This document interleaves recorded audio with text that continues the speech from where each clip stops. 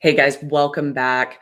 I am so excited that you are part of this channel. All of your feedback is extremely welcomed and it's helping me develop out the content. So I encourage you to keep sending messages. Make sure to like, subscribe, and share with others. Email communication. Everybody uses it, especially now that we've all moved to a very virtual footprint. But are you using it correctly? During this discussion, I am going to review the do's and the do not for email communication. Stay tuned. Hey everyone, email communication. We all use it, but there are definitely some do's and do not that I see all the time that I'm going to address with you. And I'm going to actually be reviewing Ian Misiak's blog that he wrote in 2019 because everything that is in here is still relevant today.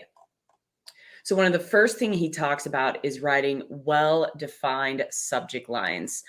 A very good point of reference for this and what I use is think of it like a title of a book or a title of a paper that you're presenting, but keep it short and concise. If it's more than 7 to 8 words, it's probably too long. You want to maybe tie it back to a meeting that you had, or for the example here in this article, he talks about project name and proposal attached. So likely there was a project that they talked about. He's following up and he is giving the attached documents that they had talked about. So be clear and concise and don't get too wordy. If you've met them maybe at a networking event, you may want to say something in there about the networking event name. Met you during the SOA networking event. Pleasure to meet you during the SOA networking event. Something like that.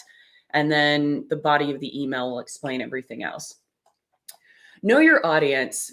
Coming from the military into the civilian world, I have found this kind of unique because in the military, most of the communication that you have is going to be typically with people inside of your unit and then some external individuals. But I didn't see a lot of CCs happening with a whole bunch of people, depending on if there was maybe a big exercise taking place.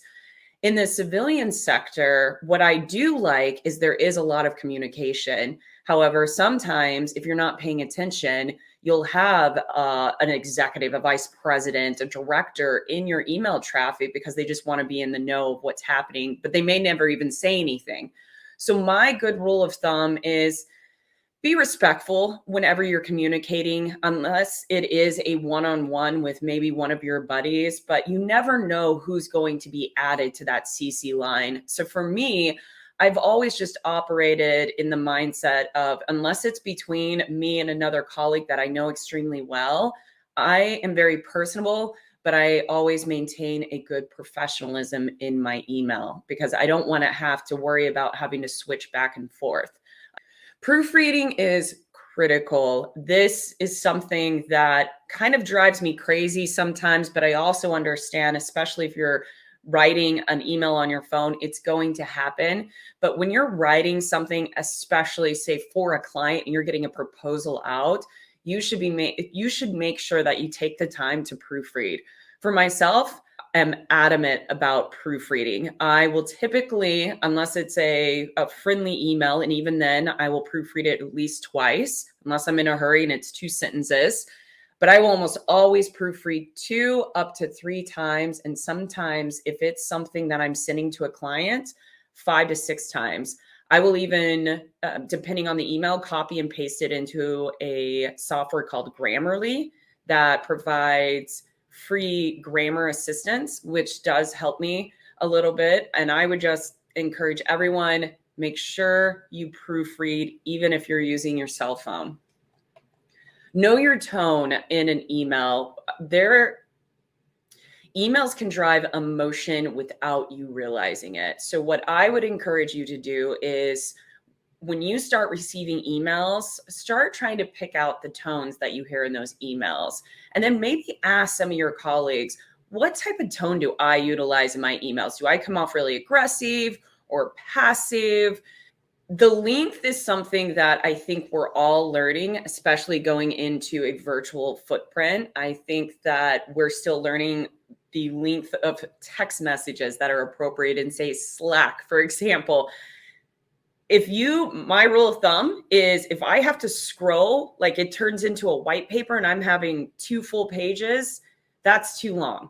Give me a call. Let's do a 15-minute call. That's me. 2 pages, way too much. Now, if you cannot get around sending an email, then, TLDR it, bottom line up front, the very first paragraph, especially if it's to an executive, should be what is your intent? Bottom line up front, and then detailed information. And sometimes what I will do to help with this is I will put bullet points. I will get bottom line up front, and here are the objectives, here are the points, this is what we need to hit, and I will hit those either numeric or just dots, and then they will see it. It is easier to read, it's easier to ingest that way than just a big glob of text coming at them in their inbox.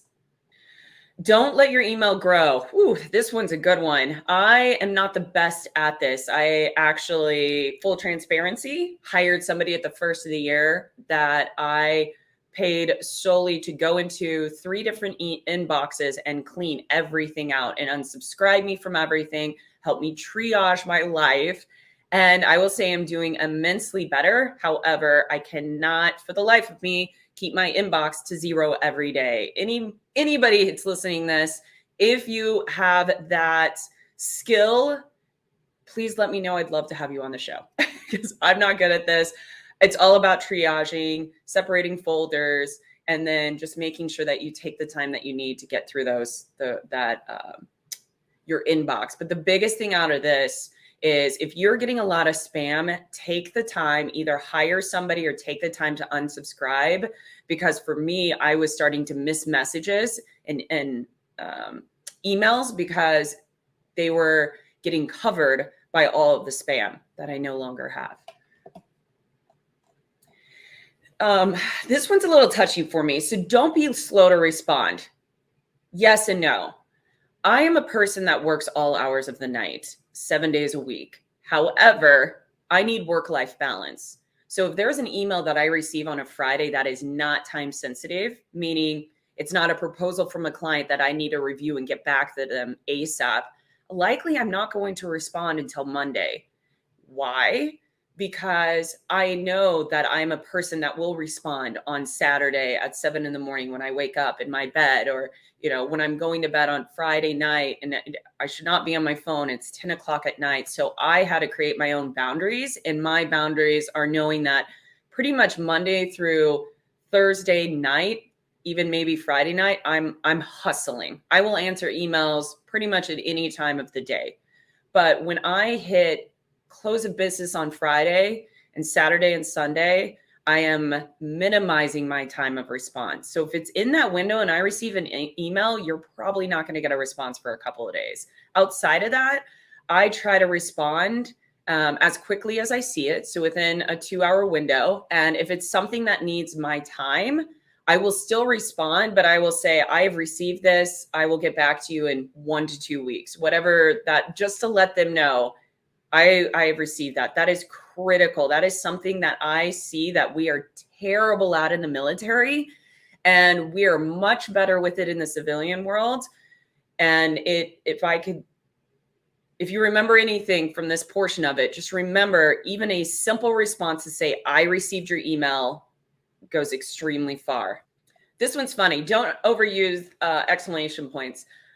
I think this is just know your audience. Know your audience. If exclamation points are fun, but you need to know your audience. And then your personality. Is it part of your personality? Some people think that exclamation marks are unprofessional, and I'm going to let you decide for yourself on this. I personally don't use exclamation marks unless I'm communicating with a colleague, or maybe it's a new team project and I get excited about it. But otherwise, I use them at a minimum. This goes back to knowing your tone. Emotional emails, they can fall into being unprofessional sometimes, because when you lead with your emotions, it can sometimes be received in a way that maybe you weren't wanting it received because you were reacting. And this isn't just like emotions with like boo-hoo, but this could be emotions like coming at somebody very angry. So the best rule of thumb on this is write your email, get what you need to say off your chest, either sleep on it or have one of your colleagues review the email before you send it out. I still think it needs to be sent. I think a good review is always beneficial. Yes, don't communicate everything through email. I think we have shifted so much to virtual that we're forgetting that we can pick up these devices and actually call people and have conversations. Even Zoom works. So yeah, just minimize that. But so I hope that helped. Again, if there is an inbox ninja out there, please contact me. I would love to have you on the show. Thank you all again for your support and subscribing and liking this show and sharing it with anybody you think could benefit from this. I will see you all next week.